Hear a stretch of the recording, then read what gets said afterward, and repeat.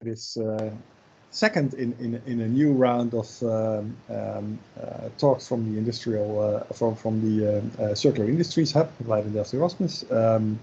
Used to be the Future Resources Hub. It's basically about everything that's related to circularity, industries, materials, resources, etc. And today we have as our guest Irina Patrahau from HCSS. I'm really happy that she was willing to join us. I know her from an interesting study that we did together with also Ankita Singhvi, for example, and Michel Rademaker, Lucia van Geuns, and also other people from HCSS. And that was really, so the title of that study was Securing Critical Materials for Critical Sectors, Policy Options for the Netherlands and the European Union. And basically the idea was to have a look at, well, how dependent are we on these different materials and what kind of, well, what we in Dutch call handelingsperspectieven, or policy options, or practical things that you can do from a policy perspective to, to mitigate that, basically. But today, Irina will show something about her more recent work on graphite. Very interesting material, of course, very important for batteries and also other applications. And I'm really anxious to hear what you have to what you will tell us about, Irina. So without further ado, I would like to give you the floor and start your presentation. Yeah, thank you, René.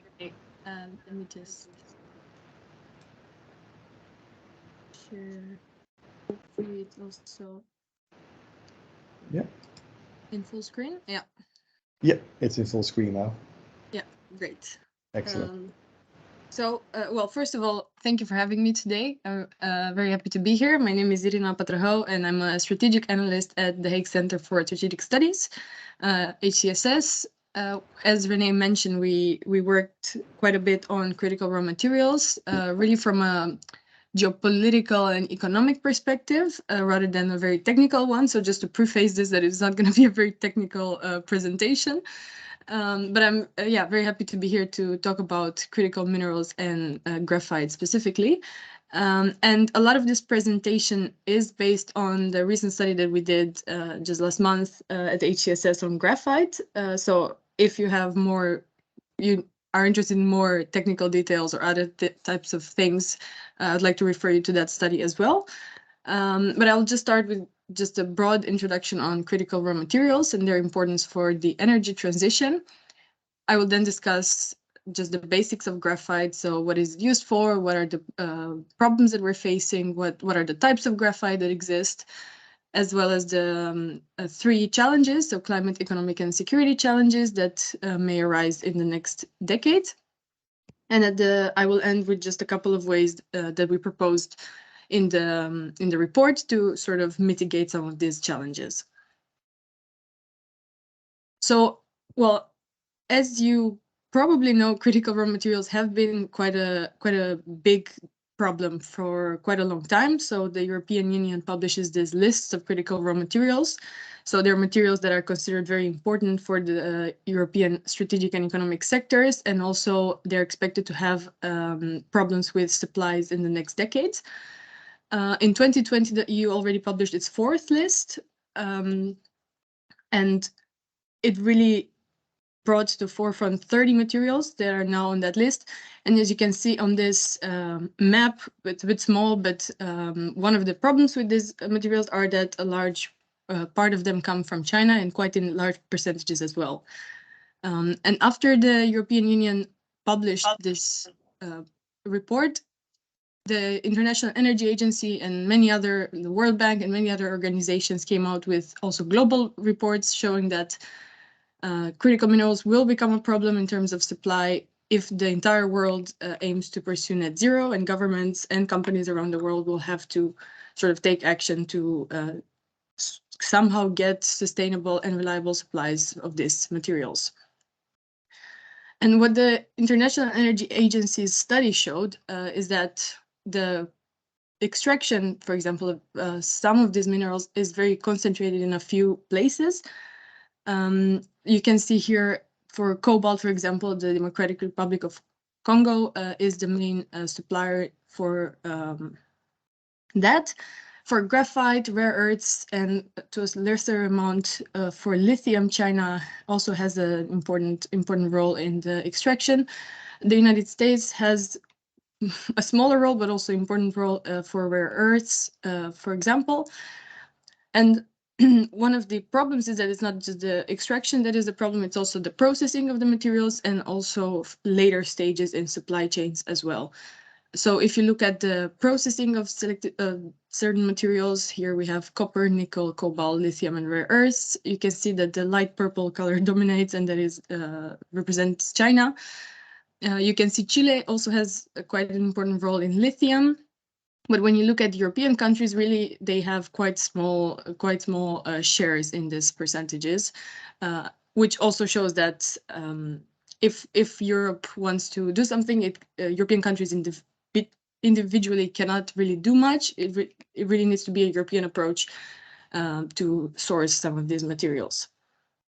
And one of the problems that we see compared to oil and natural gas is that even though in light of the current situation with the horrible war in Ukraine, we are facing so much trouble to diversify, as you probably heard, away from Russian oil and natural gas because we are so dependent. Even with these, the top three producers of oil, so United States, Saudi Arabia, and Russia on the top row, control a bit more than 40% of the global market. But if you compare that with the other materials, so with cobalt or graphite or rare earths, you can see that the share of individual countries is much, much larger. So the current situation that we are in also brought even more attention to critical raw materials, not just from a geopolitical or economic perspective, but also from a security perspective. And just a month ago, we've seen these headlines of Joe Biden invoking this Defense Production Act to boost the supply for critical minerals, really emphasizing that we are in trouble and they need to invest more in American industries, American companies to sort of get some try to get some advantages in the supply chains for electric cars, but also other technologies. Similarly, well, Canada also announced just a month ago they would invest more in the mineral strategy for the electric cars for battery supply chains. And of course, the European Union is also doing quite a significant amount. So the current situation has, although critical minerals haven't really been part of this war, haven't really been an important part, it has shown once again what kind of the dependencies can be really, really problematic for European countries and others. So when we look specifically at graphite, it's prospected in the next decades, especially when it comes to energy technologies or to low carbon technologies, that the most growth in the demand for graphite will come from the lithium-ion batteries and for these electrodes for electric arc furnaces, and these are used for steel making. And it is a more sustainable way of producing steel, which is, well, steel production is one of the main emission producers in terms of industrial emissions.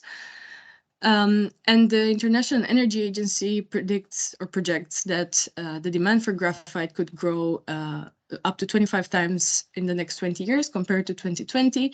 And that is for the more sustainable scenario, but even in the more pessimistic scenario from an environmental perspective, the global demand for graphite would still increase up to 8 times as much as 2020. And so natural graphite is found in quite some places around the world. On this map, you see the main supplier is China there on the right, with in 2021, 820,000 tons of natural graphite produced. And you can see that there is a huge difference between China and Brazil, who's the second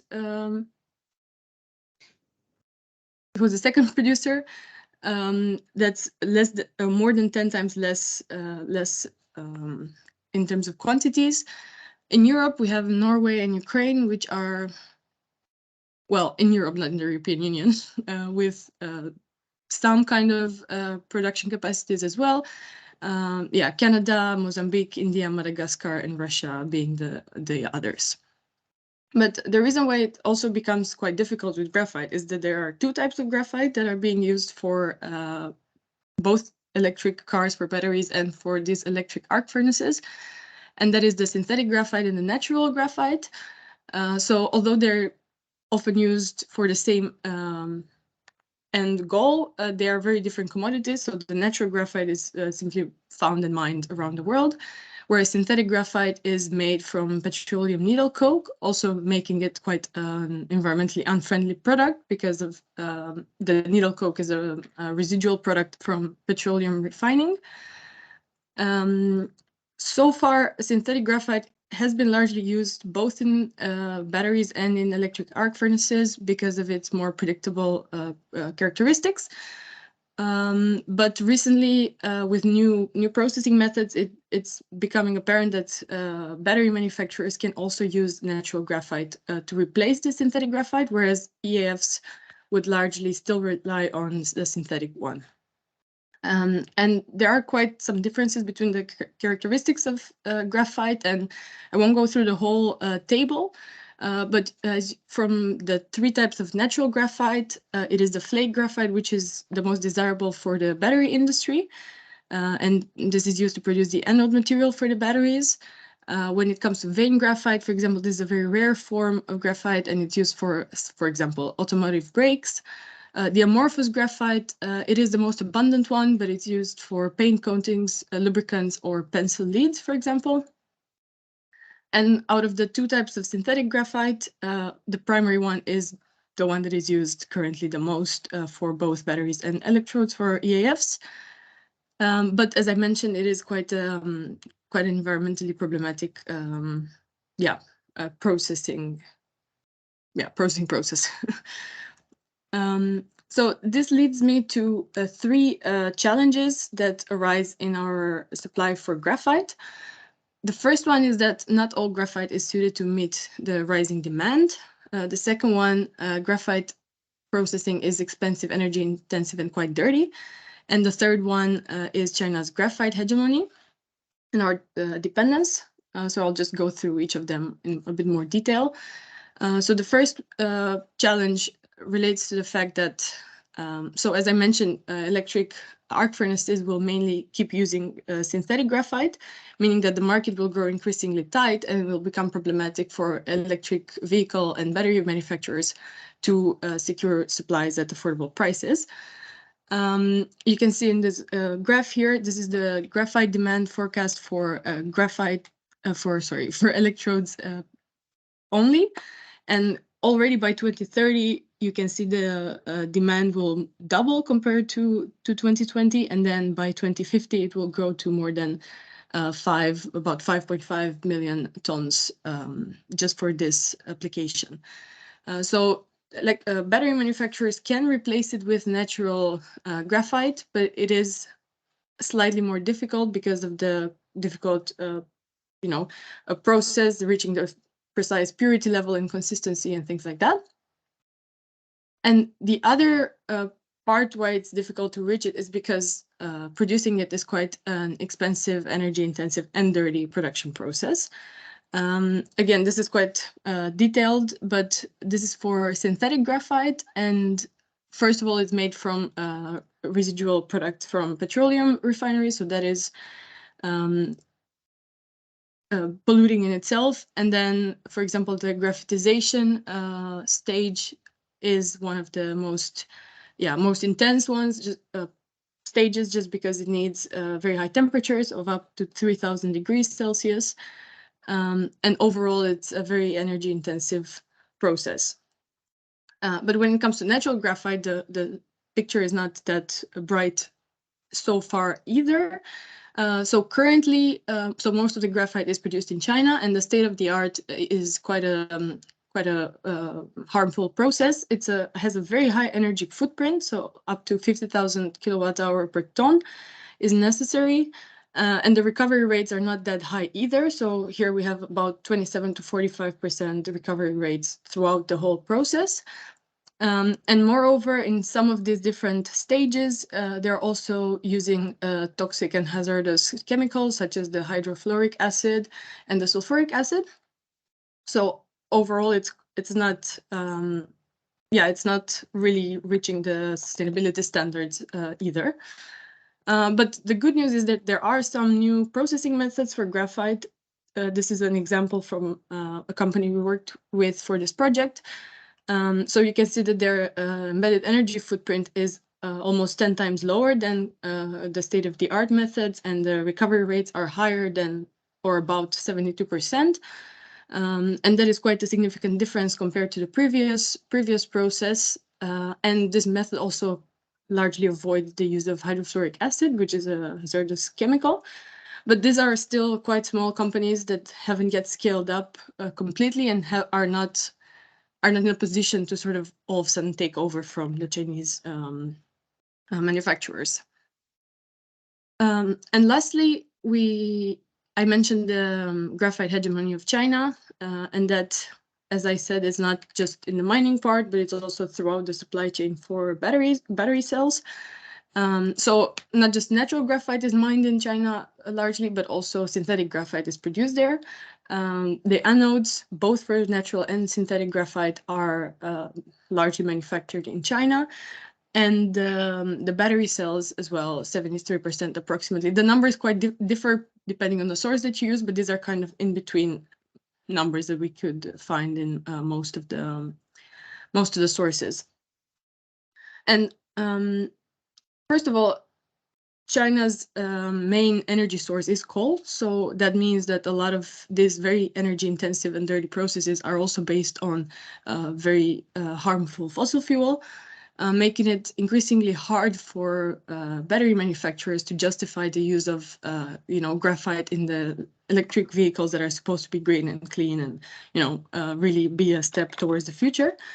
And so this is a problem. The other problem is that the dependencies, so the geopolitical issues that could arise, like we have now with Russia, depending on how the relations between Europe or America and China will develop, depending on the situation in the Indo-Pacific and all of these other geopolitical questions, there might be more sort of troubles between the EU and China.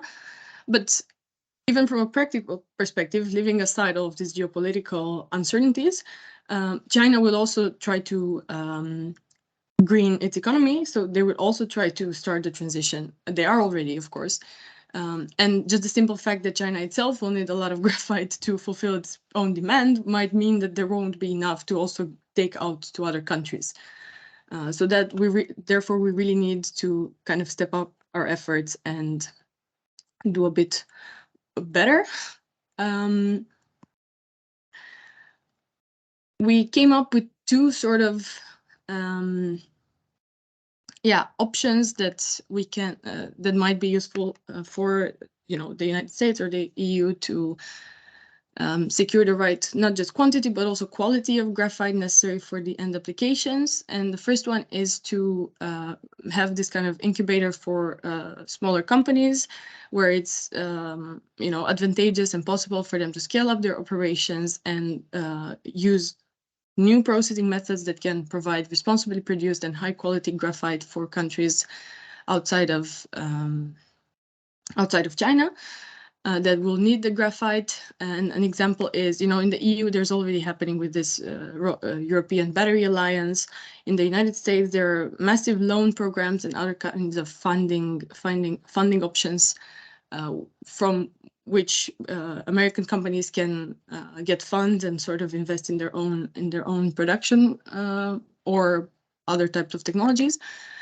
And secondly, as I briefly mentioned, it's very hard to do this independently. So neither the EU nor the US nor other country will all of a sudden become autonomous from outside parties and have this whole battery supply chain inside of their territory. That's just not possible.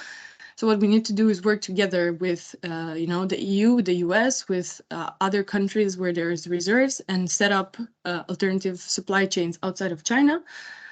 So some ways to do that would be sort of advantageous for everyone would be to also include the graphite producing countries, so the places where the graphite comes from in the process of value addition further downstream, as well as including the producers of the end application, so downstream, more upstream into the mining process at an earlier stage.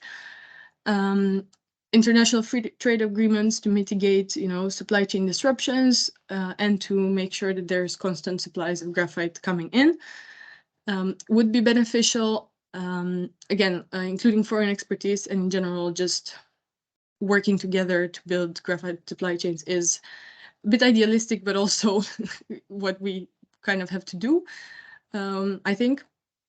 Of course, including institutional investors and the governments with funding, so to take away some of that uncertainty that some private companies may face when they're trying to invest in this kind of green technologies, which is, a problem with more materials and more technologies than just graphite and batteries. And finally, it's important to mention the public. So in Europe and in some other countries as well, there's quite a big resistance to mining at home.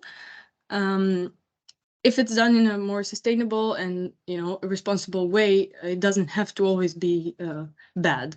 So involving the public and getting some support for mining projects, for example, or processing at home, would also to a certain extent contribute to this issue.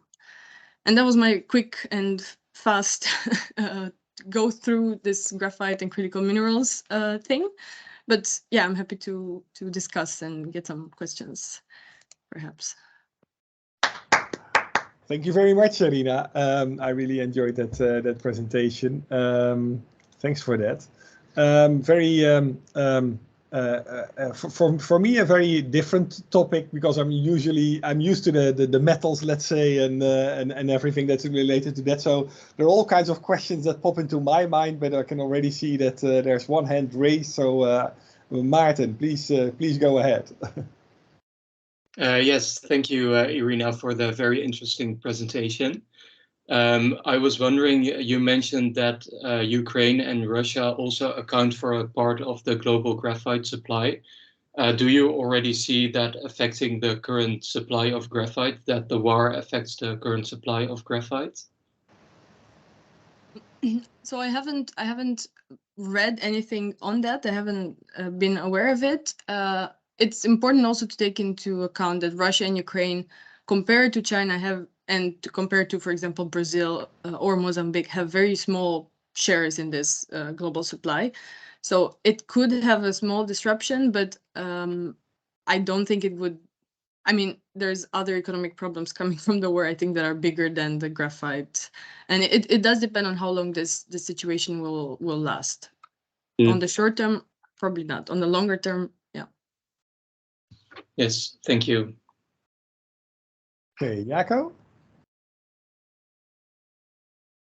Yes, well, what triggers me a bit is that, say, graphite is in that sense slightly different from most metals, that there is like a synthetic route, and you emphasized quite a bit that there is a huge lack of the natural graphite, and that is mostly used. But say it seems that there will be more options possible, or more technology development possible to make, say, synthetic graphite than you may have thought about, and that might be quite key to address this issue. Can you say a bit more about this? Yeah, well, it's definitely, because there's two types of graphite, there's also double the chances, I guess, to improve the situation.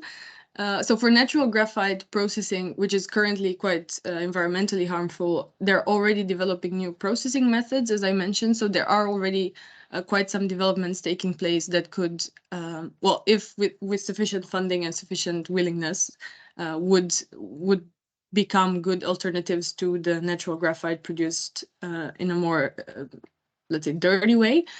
For synthetic graphite, I'm not aware of I'm sure there's a lot of research. Currently, it's made from needle coke from petroleum. So in that sense, the raw material that is needed in the synthetic graphite, it's not really desirable to begin with.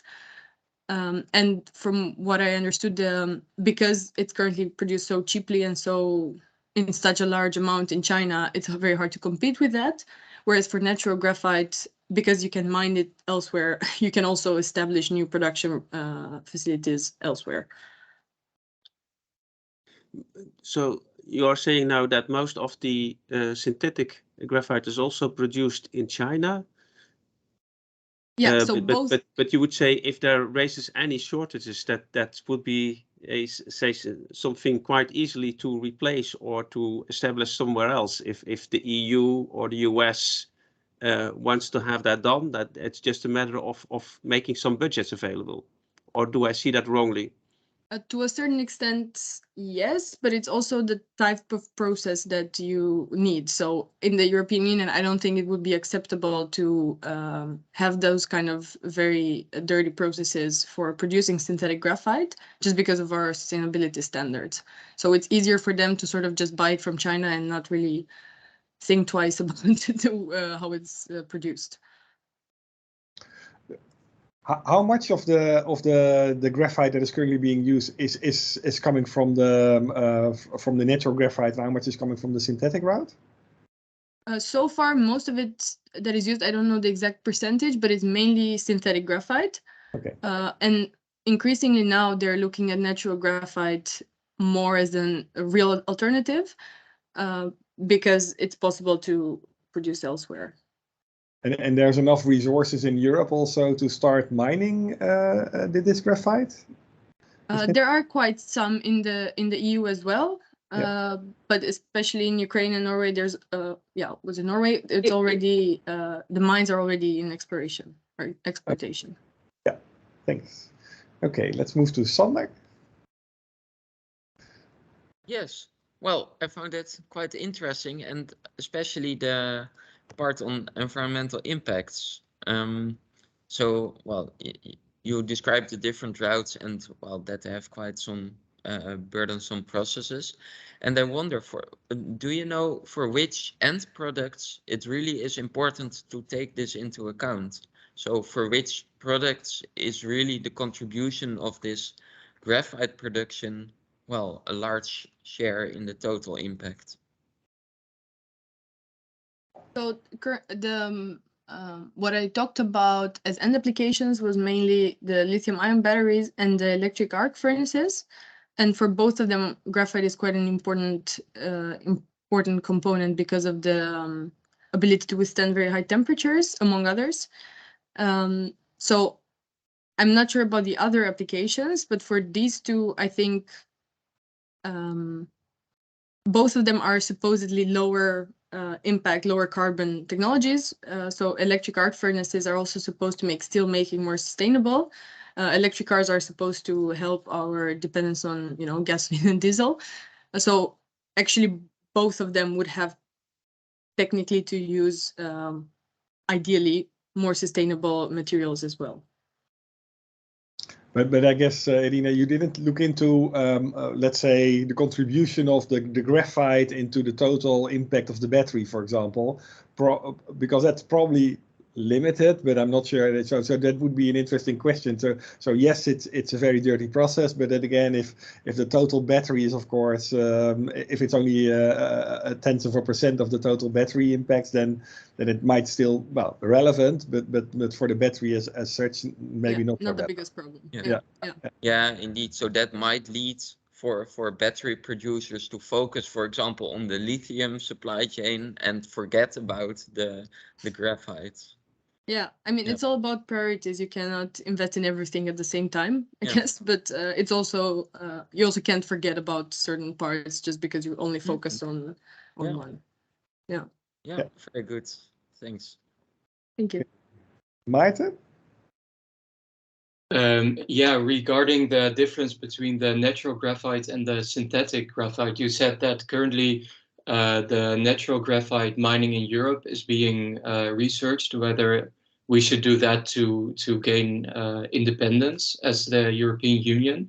But I am wondering, since the opening of a mine can take quite a long time, like 15 years on average, wouldn't it be easier maybe to set up these synthetic graphite production chains within Europe so that you can set these up maybe a bit quicker and then gain independency faster? Yeah, it's a good question. I'm not sure about the technological maturity of alternative ways to produce synthetic graphite in a sustainable way. I suppose that would be one of the main obstacles. But the EU considers natural graphite a critical raw material, and they really, from what I saw, focus on that as the alternative to dependency rather than the synthetic graphite. I'm not aware actually if there's much initiatives into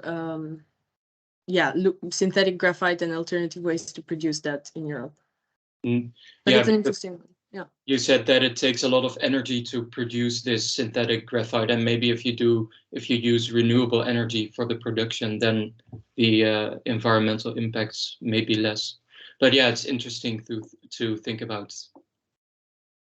And I think that the raw material that you would use for the synthetic route is just it's cokes, right? So you make it from cokes, and cokes are made of coal. So basically, there's plenty of coal, of course, around. So although the process is very energy intensive, if you could find indeed a better or more environmentally friendly way of doing that, that might be interesting indeed. But yeah, it's going to, I mean, anyways, a mine indeed will cost you 10, 15 years or so to set up, but an infrastructure like this and a new process like this might also take similar time, right? Yeah. Yeah, but it's a good question, Mate. I think I think that's a discussion that you would now have. Are you going for the synthetic route or the which is dirty, or going for the natural route, which also might be time consuming. Carla, I see your hand raised. Yeah, hi. Yeah, I'm sorry I was a little late, so I'm sorry if you already said something about that, but could you maybe say something more about possible recycling routes, especially for the synthetic graphite? Yeah, to be honest, we haven't looked much at that, so I don't want to just speculate. But I assume, I mean, it is a very important way to get secondary materials. Yeah, if you don't have sufficient raw materials, but I guess it depends on how the life cycle of the electric car, of this electric arc furnaces would be, and how long it would take until you can replace and recycle them. But maybe René knows more about this actually. No, not really. I was also, but it is an interesting question.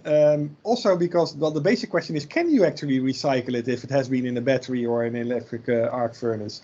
I'm not even sure about that, whether it's very easy to do that, or whether it's already done, for example. I don't really know. Do you know, Irina? Or?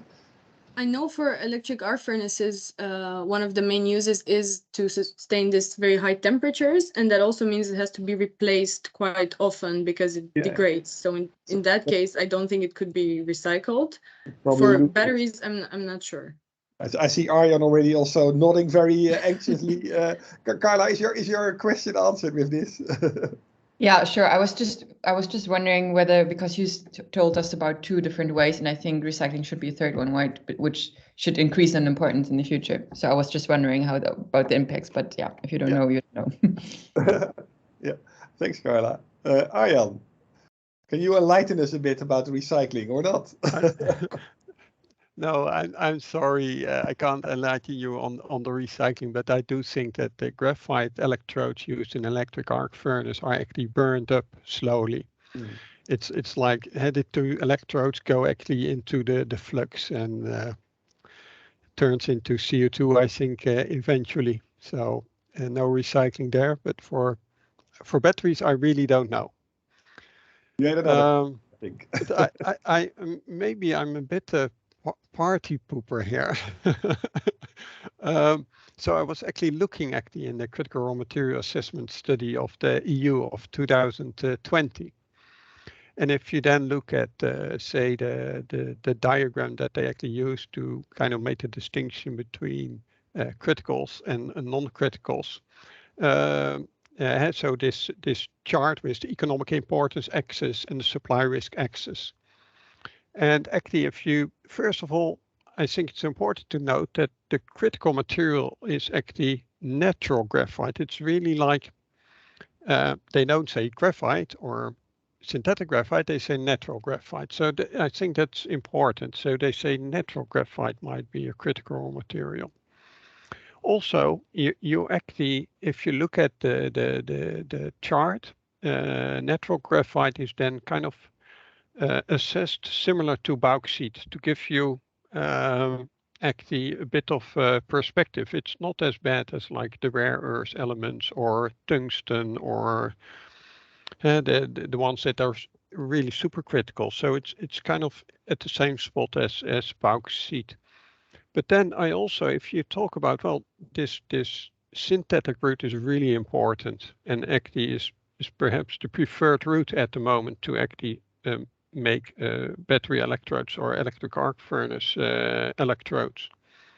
I wonder then if in the assessment of the natural graphite, and part of that assessment takes into account substitutes, in how far, say, that actually natural graphite can be fully substituted by synthetic graphite, if how that has been taken into account in the assessment. Because if you look at that, I'm sorry, I do know a little bit about critical raw material assessment. If you look at the assessment of the supply risk of a metal or a mineral, then you see that, well, they basically look at concentration of processing and mining, weighted by actually governance indicators. And then as a, say, risk reducing filter, there is the recycling and also substitution. And I guess you can substitute very well actually natural graphite by synthetic graphite. So I'm actually a bit confused why still natural graphite is then seen as so critical. So can you kind of comment actually then on why is then natural graphite still seen as quite critical? The first thing that comes to mind, you're very correct that, well, maybe compared to rare earths or other materials, graphite isn't necessarily the highest in importance. Maybe that is because there are substitutes. But the first thing that comes to mind is that both synthetic and natural graphite are produced in China. So although you can technically replace natural graphite with synthetic graphite, the supplier is still the same and the production is still concentrated in one country, where it produces it in a quite environmentally unfriendly way. So I'm not sure why. Well, I guess they're looking at critical raw materials as raw materials and not as something manufactured synthetic. But the fact that both of the variants of graphite that are necessary for the batteries and for the EAFs are produced in China would probably bring the same kind of risk. So it can be replaced. So supply-wise, maybe it exists, but geopolitically wise, perhaps it's still problematic. Okay, thank you for your answer. Yeah, that might really be it. That actually, well, you can substitute, but then you're in the same spot again. Yeah.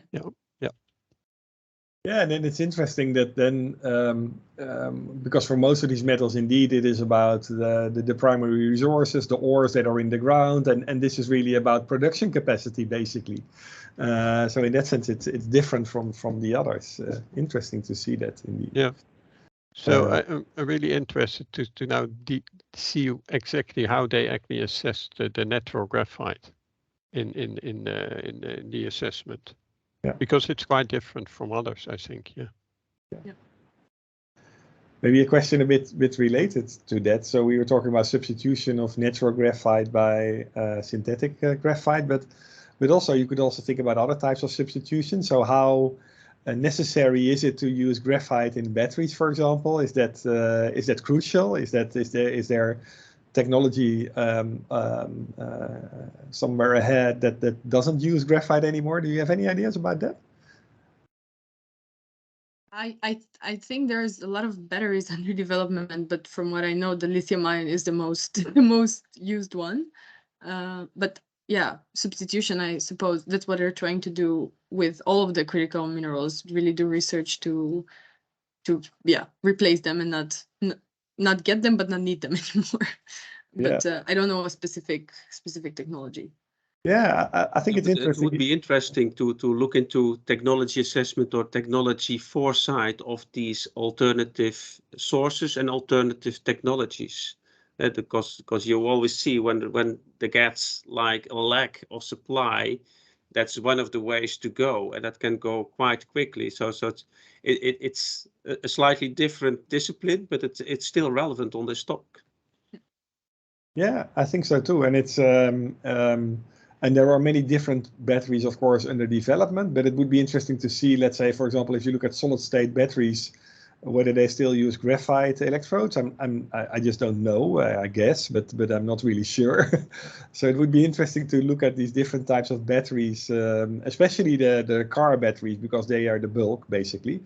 And to see what kind of developments are there. And I guess that also the lithium iron phosphate batteries still use graphite electrodes also. So I think that all of them are quite similar in that way, that they'll use graphite, but it would be interesting to have some more ideas about that. Yeah, and it's also a matter of what they're trying to replace, I think, at the end of the day, because there's so many critical raw materials in the battery that maybe, as was mentioned before, graphite is not the priority to replace, and maybe they're looking more at others.